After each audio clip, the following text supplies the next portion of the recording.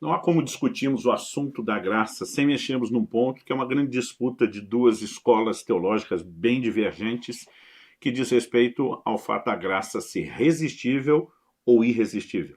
O Senhor Jesus diz em João, no capítulo 15, no versículo 5, sem mim nada podeis fazer. Sabemos, portanto, que, o homem não deve pensar, cogitar a possibilidade de tentar viver a vida cristã na sua capacidade, no seu esforço, na sua dedicação, em outras palavras, sozinho.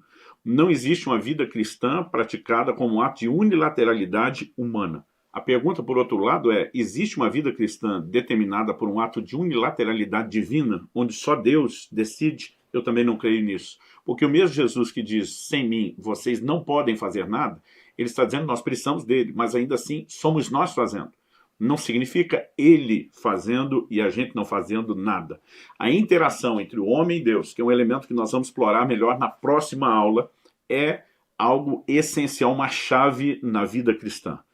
Portanto, quando se fala dessas escolas, conhecidas principalmente como os calvinistas de um lado, os arminianos do outro, calvinistas pregando uma graça irresistível, Deus de forma soberana impõe a sua vontade, arminianos do outro lado dizendo, Deus de fato trabalha com eleição, com predestinação, mas em cima da presciência ele concedeu ao homem livre-arbítrio, existe responsabilidade humana. Quando olhamos para essas escolas de pensamento, que são muito distintas, embora respeite muitos homens de Deus que me abençoam, seja por meio da literatura, por meio de um convívio pessoal de comunhão e relacionamento, ou das suas mensagens, me reservo ao direito de discordar dos que acreditam que a graça seja irresistível. Eu olho para as Escrituras, não consigo enxergar outra coisa que não seja justamente o oposto, uma graça resistível. Nós vamos falar mais sobre o assunto nas próximas aulas, pelo tempo e o tamanho da aula não dá para responder tudo agora, mas eu quero começar essa construção mexendo num ponto que normalmente é o ponto da discussão entre as escolas distintas. Quando a gente começa a falar sobre responsabilidade humana, sobre o homem tendo poder de escolha, dessa forma determinando o seu destino, normalmente o questionamento que as pessoas fazem, e a soberania divina aonde fica? E eu costumo responder, Deus é soberano do jeito que ele quer.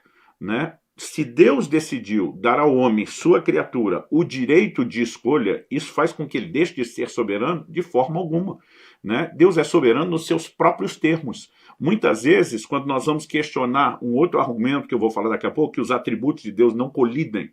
Então, o amor não colide com a justiça, a soberania não colide com o amor e com a justiça, porque todos eles são harmônicos. Às vezes eu ouço gente da outra escola de pensamento dizer, não, você está tentando avaliar a justiça pelo prisma humano. Eu digo, em toda a Bíblia, Deus falou da justiça na perspectiva que o homem entendesse pelos padrões humanos. E além disso, eu normalmente replico, mas você defende soberania nos termos humanos, Então, nós não podemos relativizar essas verdades. Eu quero trabalhar aqui tentando chamar a sua atenção para o que eu quero falar da parte de Deus e a parte do homem. Nunca é só um lado, nunca é só outro. Por exemplo, vamos falar a respeito da criação de Deus.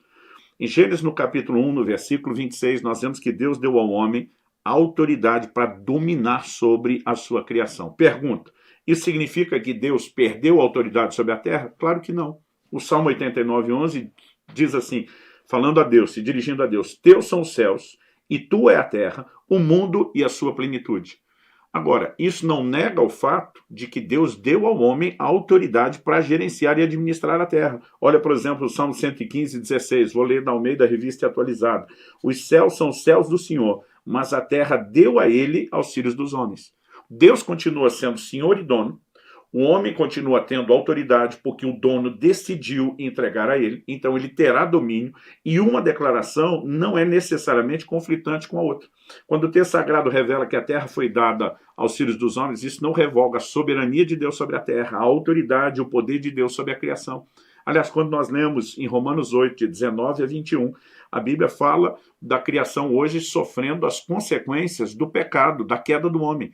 Se o homem não tivesse nenhum poder de influência, porque a terra estaria gemendo junto. mas o Deus que é o grande dono, que concedeu isso ao homem, mas não em definitivo, né? Ele um dia vai restaurar toda a criação. Logo, se por um lado nós não podemos dizer que a propriedade e o controle da terra sejam exclusivamente divinos, por outro lado, também não podemos afirmar que sejam exclusivamente humanos. O que nós temos é um equilíbrio. Resumindo, o Deus soberano permitiu, por sua própria vontade, propósito e decisão, porque ele assim o quis, que o homem participasse como uma espécie de administrador da criação. Isso rouba a soberania de Deus? Claro que não. Foi ele mesmo que decidiu isso. Então, nós precisamos entender que quando falamos de graça, graça não é apenas algo que Deus faz. É uma extensão de quem ele é, do seu próprio caráter. Aliás, eu gosto de usar essa lógica. Em Hebreus 11:6, a Bíblia diz que aquele que crê, né, e se aproxima de Deus deve crer que Deus existe e que ele é galardoador de todos os que o buscam. Galardoar ou recompensar não é só o que Deus faz, é o que Deus é, porque o que ele faz é uma extensão de quem ele é. Logo, nós não podemos avaliar a graça de Deus a não ser como um atributo divino. E como eu afirmei antes, um atributo não anula outro. Eu me lembro de uma ocasião em que passei por dois irmãos que no final de um culto estavam num embate teológico. Um claramente estava, né, advogando a bondade de Deus, o outro a severidade de Deus, e eles me chamam e dizem, pastor, nos ajuda aqui, Deus é bom ou é severo? E eu lembro que eu respondi, falei, olha, eu tenho duas respostas. Disseram quais? Né? Eu falei, olha, ele não é um ou outro, ele é os dois. Romanos 11:22 fala da bondade de Deus e da severidade de Deus. Aí disseram, mas se o senhor já disse que ele é os dois na primeira resposta, o que é que sobrou para a segunda? Eu falei, a segunda é, depende. Qual dos dois, daquilo que ele é, tanto um como o outro, ele vai revelar para você? Depende da sua atitude. A Bíblia diz, para com os que creram, ele manifestou bondade. Para com os que caíram, ele manifestou severidade. O que nós precisamos entender é que bondade e severidade não são contrários, não são excludentes, mas aquilo que Deus revelará de si tem a ver com o ato, as escolhas e a responsabilidade humana. Por que é importante pensarmos nisso? Por exemplo, a heresia do universalismo, de que se Deus ama todo mundo, no final das contas ele vai dar um jeito de salvar todo mundo, é uma exaltação de um atributo, o amor, em detrimento de outro, a justiça. Nós precisamos entender que tudo que Deus fez por meio de Cristo Jesus satisfaz todas as exigências da justiça divina. E a forma como o homem precisa de arrependimento e fé para entrar nisso também. Agora, se Deus, no final das contas, não importa se as pessoas creem ou não, se submetam a ele ou não, vai salvar todo mundo, nós estamos exaltando um atributo em detrimento de outro. Quando alguém, para defender a soberania de Deus, ofusca, mancha, diminui, rouba o seu caráter de amor e justiça, como se ele não tivesse interesse na salvação de todos os homens, nem sequer lhes desse oportunidade, nós temos um claro problema. Né? Por mais que a pessoa acredite que defendeu bem um atributo, ela tem um problema com outros atributos. Ao que nós precisamos entender quando eu vejo, né, essa tentativa de advogar soberania, como se isso significasse que Deus fizesse qualquer coisa e que não há nenhuma outra lei, é que nós temos que reconhecer pela própria Escritura que Deus tem limites autoimpostos, limites que ele colocou sobre si. Por exemplo, em Hebreus 6,18, a Bíblia diz que é impossível que Deus minta. Em 2 Timóteo, no capítulo 2, no versículo 13, a Bíblia diz que Deus não pode negar-se a si mesmo. Agora, se eu seguir a lógica dessas pessoas que dizem se o homem tem escolha, se o homem pode resistir, Deus não é soberano, porque ele só é soberano se ele fizer o que quiser, a pergunta é, então Deus pode mentir? A Bíblia está dizendo que é impossível que ele minta. Então, ou a Bíblia é incoerente com a soberania de Deus, ou a definição de soberania dessas pessoas é que está equivocada, porque a Bíblia sustenta que é impossível que Deus minta. Ele não vai negar o seu caráter justo. Então não existe, né, um conceito de soberania que leve Deus a anular sua justiça e santidade para mentir e só desse jeito ser soberano. Não há nada que faça Deus negar-se a si mesmo, quem ele é, a essência do seu caráter, para agir de uma forma diferente, nem essa suposta defesa da soberania de Deus. Então, eu quero começar colocando, né, isso de lado. A segunda pergunta, se graça é irresistível, então nós temos uma predestinação que separou alguns para a salvação, outros para a perdição. O homem não escolhe, Deus de antemão escolheu, está tudo já pré-determinado, ainda que as pessoas não saibam, e nós temos, obviamente, um grande conflito com todas as declarações bíblicas que falam a respeito do desejo de Deus de salvar a todos. Como que Deus deseja salvar a todos, mas escolheu só salvar alguns. Se ele escolheu salvar alguns, ele não deseja salvar a todos. Se ele deseja salvar a todos, ele não escolheu salvar somente alguns. Então, alguns textos que nós precisamos levar em consideração, e é lógico, eu não estou tentando nem de longe esgotar o assunto. Eu quero trazer apenas um panorama a respeito disso, porque esse é um assunto que requer e terá no futuro um curso inteiro, um livro inteiro só para tratar dessas coisas. Mas nesse panorama, algo que eu quero que você leve em consideração comigo são a declaração de alguns textos bíblicos que não podem ser ignorados. Primeira carta de Paulo a Timóteo, capítulo 2, eu vou ler do versículo 3 até o versículo 6. A Bíblia diz: isso é bom e aceitável diante de Deus, nosso Salvador, que deseja que todos sejam salvos e cheguem ao pleno conhecimento da verdade. Porque há um só Deus e um só mediador entre Deus e a humanidade, Cristo Jesus, homem, que deu a si mesmo em resgate por todos, testemunho que se deve dar em tempos oportunos. Tanto o versículo 4 diz que Deus deseja que todos sejam salvos, como o versículo 6 diz que ele se deu a si mesmo em resgate por todos. O texto não está dizendo por alguns, não está falando de um grupo seleto, está falando de todos, né? A morte de Cristo é para todos.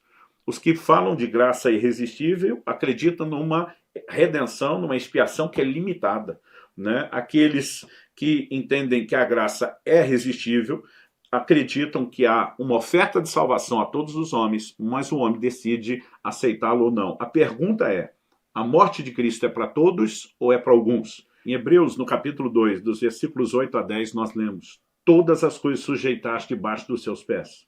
Ora, ao lhe sujeitar todas as coisas, está falando de Cristo, nada deixou fora do seu domínio.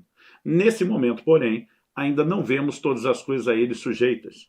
Vemos, porém, aquele que, por um pouco, foi feito menor do que os anjos, Jesus, que por causa do sofrimento da morte foi coroado de glória e de honra, para que, pela graça de Deus, provasse a morte por todos, porque convinha que Deus, por causa de quem e por meio de quem todas as coisas existem, conduzindo muitos filhos à glória, aperfeiçoasse por meio de sofrimentos o autor da salvação deles. Então vamos destacar duas coisas importantes. Em primeiro lugar, a Bíblia diz que pela graça de Deus convinha, né, que Jesus provasse a morte por todos. Então a morte de Cristo é por todos. Agora a pergunta: pastor, todos serão salvos? Não.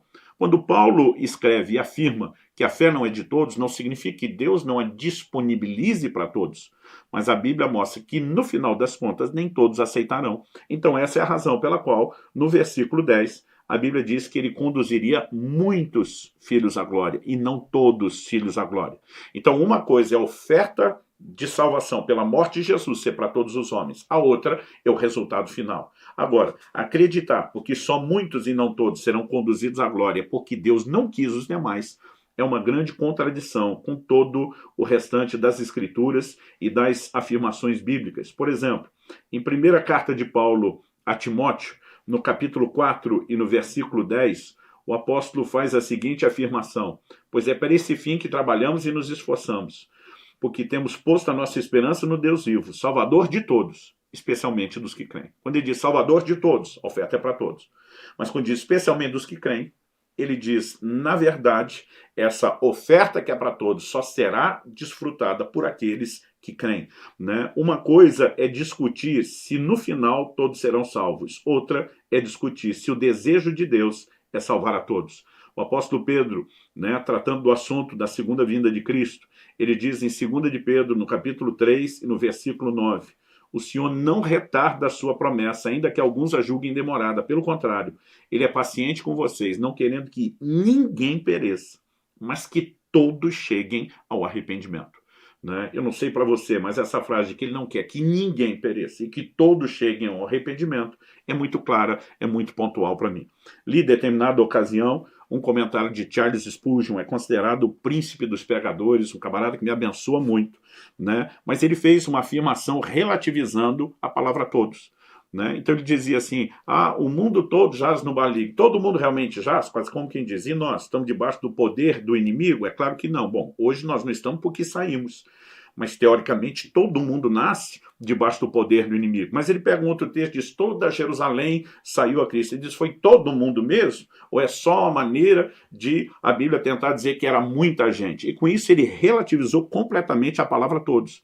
Né? A partir disso ele dizia, então quando a Bíblia diz que Deus deseja que todos se salvem, todos não é todos.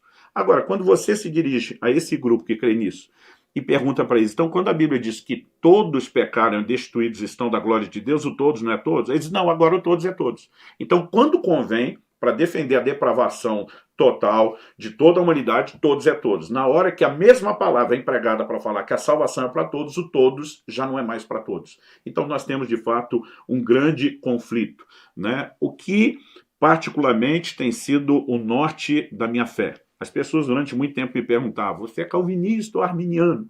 Né? E eu disse para eles, olha, durante muito tempo eu estudei a Bíblia, mas assim com muita dedicação, antes mesmo de estudar essas pessoas. É lógico que hoje, depois de quase 30 anos de ministério, muito tempo estudando, a minha identificação com os ensinos de Armínio, ela é inquestionável. Por quê? Nós temos uma clara diferença de posicionamento. Um grupo está dizendo a salvação não é para todos, os calvinistas. Os arminianos do outro lado estão dizendo é para todos.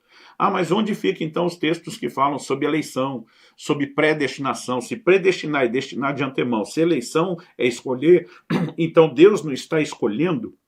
A verdade, né, é que talvez Armínio apresentou isso muito bem, John Wesley, que foi um grande expoente bíblico também da perspectiva arminiana, fazia isso muito bem, é que eles destacavam que textos relacionados com predestinação e eleição normalmente carregam um ponto que não pode ser ignorado, que é o elemento da presciência de Deus. Por exemplo, Romanos 8:29 diz, pois aqueles que Deus de antemão conheceu, ele também predestinou para serem conformes à imagem de seu filho, a fim de que ele seja o primogênito entre muitos irmãos. Romanos 8:29. Então, os que dantes conheceu, presciência, predestinou. Aí você vai para a declaração de Pedro. Então, em 1 de Pedro, no capítulo 1 e no versículo 2, agora Pedro fala sobre eleição e diz, eleitos segundo a presciência de Deus Pai, em santificação do Espírito para obediência e aspersão do sangue de Jesus Cristo. Tanto predestinação como eleição é apresentada de acordo com a presciência. Então, o fato de Deus eleger e predestinar não anula a escolha do homem. O que nós temos é um Deus que, antes mesmo do homem existir, ele que é um ser atemporal, não está preso à linha do tempo. Ele que é um ser onisciente, conhece todas as coisas, presciente, conhece tudo de antemão, sabe a escolha que cada pessoa irá fazer. E baseado nessa presciência, Deus pode antecipar, né, movimentos e muitas outras coisas. Agora, a diferença entre um grupo, né, como por exemplo os calvinistas, é que eles são pré-deterministas. Então eles acreditam que porque Deus determinou, as coisas terão que acontecer de acordo com os decretos e determinações divinas. O outro acredita que Deus deu ao homem o direito de escolha, mas que como Deus conhece a escolha de cada um, isso não impede em absoluto o Deus que respeita a escolha de poder trabalhar em relação àqueles que ele já sabe que o escolherão. Então, na lógica predeterminista, por exemplo, vamos pegar um exemplo das profecias. Né? Jesus teve que lidar com a questão de Judas, e a Bíblia diz, para que se cumprisse a Escritura. Então, esse para que se cumprisse a Escritura na cabeça de alguns já que a Escritura diz que o cara vai trair, o cara não tem chance, ele tem que trair porque está predeterminado. Essa é a maneira como predeterministas olham. Como os da presciência olham. Deus sabia o que Judas iria escolher. Deus falou antecipadamente o que ele sabia que Judas ia escolher. E Judas não era escravo de uma profecia. A profecia apenas antecipava qual seria a escolha que ele faria. A presciência é um ponto importante aqui em não anular o livre-arbítrio. Aliás, essa é a terceira coisa que eu quero falar. Começamos falando em primeiro da soberania divina, em segundo lugar que Deus deseja salvar a todos. Em terceiro eu quero falar a respeito do livre-arbítrio, porque graça irresistível implica na não escolha, na ausência de livre-arbítrio, né? E nós não podemos negar as declarações bíblicas a respeito tanto da responsabilidade de escolha do homem, né? Livre-arbítrio e assim por diante. Em Deuteronômio, no capítulo 30, a partir do versículo 15 até o 20, Deus fala com a nação de Israel da seguinte forma: vejam, hoje coloco diante de vocês a vida e o bem, a morte e o mal. se guardarem o mandamento que hoje lhes ordeno, que amem o Senhor seu Deus, andem nos seus caminhos, guardem os seus mandamentos, os seus estatutos, os seus juízos, então vocês viverão e se multiplicarão, e o Senhor seu Deus os abençoará na terra em que estão entrando para dela tomar posse.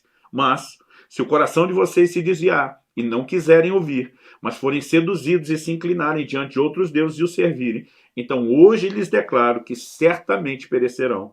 Não permanecerão muito tempo na terra na qual, passando o Jordão, vocês vão entrar para dela tomar posse.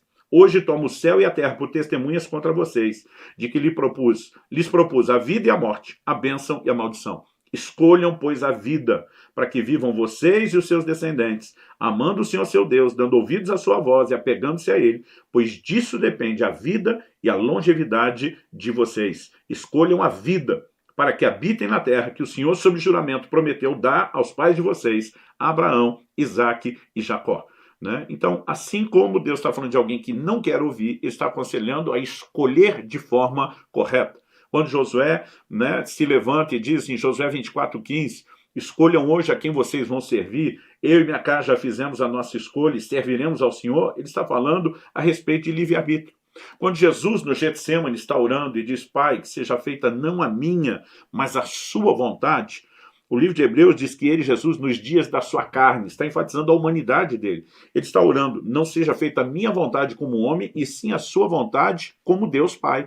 Né? Se não há uma vontade que possa colidir com a vontade de Deus, qual a necessidade de uma oração de rendição à vontade de Deus como essa? Né? Quando eu olho para as Escrituras, muitas vezes nós vamos perceber a vontade de Deus em conflito com a vontade dos homens, ou, né, vamos dizer da forma contrária, a vontade humana em conflito com a vontade divina. Por exemplo, quando Jesus chora diante de Jerusalém, Mateus 23:37 diz que ele afirma, Jerusalém, Jerusalém, você mata os profetas e apedreja os que lhes são enviados. Quantas vezes eu quis reunir os seus filhos como uma galinha junto os seus pintinhos debaixo das asas, mas vocês não quiseram. Ele está dizendo, quantas vezes eu quis, mas vocês não quiseram. Né? Se aquilo que Deus quer automaticamente se cumpre, se a graça é irresistível, então como Jesus está dizendo, eu quis algo que não foi possível porque vocês não quiseram. Né? E obviamente, como eu disse, não estamos apresentando nada aqui de forma exaustiva. Estamos apenas apresentando um resumo de algumas passagens. Né? E várias delas, por exemplo, mostram que os mandamentos de Deus podem ser rejeitados. Marcos capítulo 7, versículo 9. Disse-lhes ainda, Jesus falando, vocês sempre encontram uma maneira de rejeitar o mandamento de Deus para guardarem a própria tradição. Né? Rejeitar o mandamento de Deus. Era uma escolha que aquelas pessoas estavam fazendo. Em Lucas 7, versos 29 e 30, nós lemos, todo o povo que o ouviu, falando de Jesus, e até os publicanos reconheceram a justiça de Deus, tendo sido batizados com o batismo de João. Mas os fariseus e os intérpretes da lei rejeitaram, quanto a si mesmos, o plano de Deus, não tendo sido batizados por ele. Né? O texto sagrado está dizendo que eles rejeitaram o plano de Deus. Né? Se o plano de Deus, o que envolve o convite da sua graça, é irresistível, como eles teriam rejeitado o plano de Deus? Né? Podemos avançar ainda no Evangelho de Lucas para o capítulo 10 e o versículo 16. Jesus disse assim, depois de ter enviado seus discípulos, quem ouve vocês, ouve a mim. Quem rejeita vocês, é a mim que rejeita. Quem, porém, me rejeita, está rejeitando aquele que me enviou. É depois disso que a Bíblia diz que os 70 discípulos enviados voltaram cheios de alegria, dando relatório. Mas Jesus está falando sobre rejeitar quem prega, com isso rejeitar o Cristo que enviou, e com isso rejeitar o Deus que enviou o próprio Cristo. Né? Se não pode haver rejeição a esse Deus soberano, como seria possível declarações como essas? Em João 5, 39 e 40, Jesus confronta os judeus dos seus dias, que eram estudiosos das Escrituras, e ele diz assim, vocês examinam as Escrituras porque julgam ter nelas a vida eterna, e são elas mesmas que testificam de mim. Contudo, vocês não querem vir a mim para ter vida. Né? Aqui o Senhor Jesus está falando a respeito de uma escolha. As Escrituras apontam para mim, mas vocês não querem vir a mim. No Evangelho de João, no capítulo 12 e no versículo 48, nós lemos o seguinte, quem me rejeita e não recebe as minhas palavras, tem quem o julgue. A própria palavra que falei, essa o julgará no último dia. Né? No versículo anterior, o 47, Jesus termina dizendo, eu não vim para julgar o mundo, e sim para salvá-lo. Ele está falando de salvação, mas ele diz, quem me rejeita e não recebe as minhas palavras. Logo, é possível que alguém rejeite a graça salvadora, portanto, ela não é irresistível. O apóstolo Paulo escreve, ele diz em 1 aos Tessalonicenses, no capítulo 4 e no versículo 8, né, o seguinte, ele está proclamando uma mensagem de santidade e diz, portanto, quem rejeita essas coisas, não rejeita uma pessoa, mas rejeita Deus, que também dá o seu Espírito Santo a vocês. Eu não posso olhar um volume de afirmações como essas, né, e simplesmente dizer, não, o homem não tem poder de escolha, né, Deus soberanamente decide o que ele quer. Nós temos aqui muito mais do que um grande conflito. Agora, há algo que precisamos entender a respeito da graça. Né? Já falei na aula anterior a respeito da multiforme graça de Deus. E que, embora não queira usar rótulos, né, de graça para isso, graça para aquilo, ela tem muitas formas. É a mesma graça. Não são muitas graças, mas ela tem muitas formas de agir. Ela trabalha na vida da pessoa antes da conversão, durante a conversão, depois da conversão. E quando falamos a respeito, né, de livre-arbítrio, algo que nós precisamos de fato deixar claro aqui é que eu não creio, né? Bom, antes de explicar o que eu quero deixar claro, vamos mexer numa disputa histórica. Né? Nós, quando olhamos lá atrás para os primeiros séculos da igreja, nós vemos uma grande disputa a respeito do assunto entre Agostinho e Pelágio. Né? Agostinho, mais de 1000 anos antes, já era calvinista, mais 1000 anos antes de Calvino. E ele tem uma grande disputa com Pelágio, que era um defensor ferrenho do livre-arbítrio. No entanto, né, apresentava essa visão de uma maneira com a qual nós não podemos concordar com ele. Né? Pelágio dizia que o homem tem condições de, por si mesmo, dizer não ao pecado, se voltar a Deus, simplesmente porque ele tem o poder de escolha. Agostinho, seguindo a linha do pecado original, portanto, da depravação total, dizia se o homem está morto, ele não tem condições de se voltar para Deus. Embora, particularmente, eu questione a definição de morto que alguns estabelecem. Porque alguém que está espiritualmente morto, isso não significa fim de existência, apenas desconexão.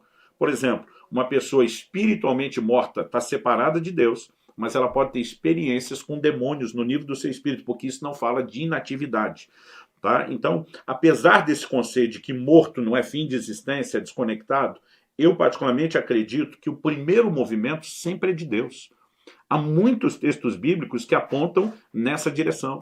Jesus, por exemplo, diz em Lucas 19:10 que ele veio para salvar e buscar aquele que estava perdido. Essa busca indica quem saiu em primeiro lugar na procura de quem. Ou seja, o primeiro movimento é do Senhor Jesus. Ele não veio só oferecer a salvação, esperando que o homem fizesse tudo. Ele disse, eu vim buscar, eu estou indo atrás, eu estou procurando. O primeiro movimento é dele.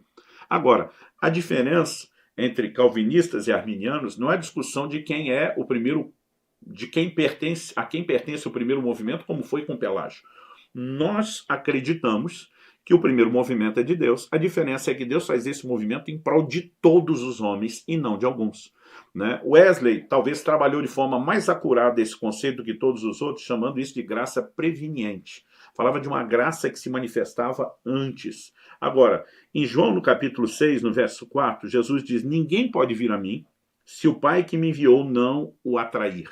Né? Algumas pessoas confundem o verbo atrair com arrastar. Então eles dizem, não, a pessoa não pode vir a Jesus se Deus não traz, né? E a explicação é quase como se a pessoa não tem vontade. Deus decidiu, escolheu, arrastou. Atração, para mim, é uma provocação que depende de uma reação, de uma resposta por parte do homem. Então, quando falamos de graça preveniente, a preocupação é não confundir atração, né, com ser arrastado. Então, por exemplo, a mesma Bíblia que manda o homem se arrepender, arrependei-vos, um imperativo, também diz em Romanos 2,4 que a bondade de Deus conduz ao arrependimento. Quando as pessoas me perguntam, mas pastor, o arrependimento é obra divina ou é humana? Né? Eu digo, ele é um ato de Deus que requer uma resposta do homem. Nós precisamos entender que Deus provoca algo. Em Jeremias, no capítulo 31, no verso 3, Deus diz, com amor eterno eu a amei. Por isso, com bondade, a atrair. Novamente aqui nós temos uma atração. Isso é uma manifestação da graça de Deus, né? Essa graça é resistível, ela não é irresistível. A pessoa que é atraída decide ou não corresponder com isso. Porque se isso não fosse verdade, qual seria a razão, o sentido de Paulo dizer em 2 Coríntios 5,11 que ele procurava persuadir os homens?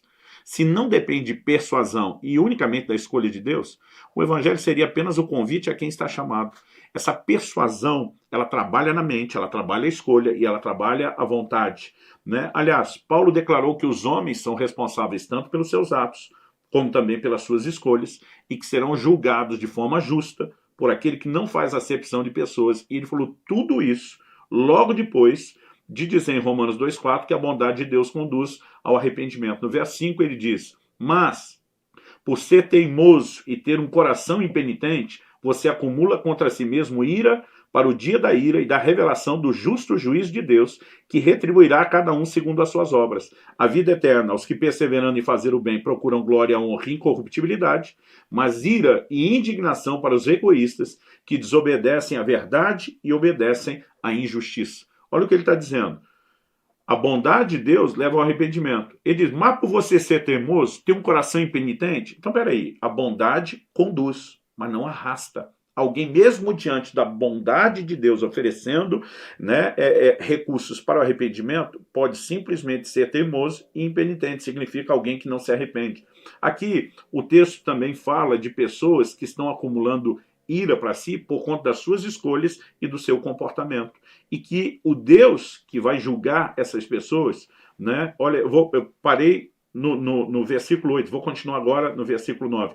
Tribulação e angústia virão sobre todo aquele que faz o mal, ao judeu primeiro e também ao grego. Mas haverá glória, honra e paz a todo aquele que pratica o bem, ao judeu primeiro e também ao grego, ou gentil. Porque Deus não trata as pessoas com parcialidade. Outras traduções dizem, porque ele não faz acepção de pessoas. Então o princípio é para todo mundo, sem distinção. Agora, se Deus escolheu uns para salvação, outros para perdição, oferece uma graça irresistível para alguns e uma perdição, né, que não pode ser mudada para outros, nós não temos em absoluto a declaração de que ele não trata as pessoas com parcialidade. O que nós temos é uma contradição. Ele decidiu ser parcial, ainda que tivesse os seus próprios motivos para fazer isso. Não se poderia dizer que ele não faz acepção de pessoas, se ele tivesse determinado isso. Então, antes de trabalhar a interação com a graça, que é um elemento importante, e mostrar que sim, ela pode ser resistida, ela pode ser negada, alguém pode cair da graça, a graça pode ser anulada, né? Antes de trabalhar todas essas questões na próxima aula, era importante que a gente estabelecesse alguns desses fundamentos, né, para que você realmente continue entendendo o que e como estamos construindo nesse quebra-cabeça doutrinário.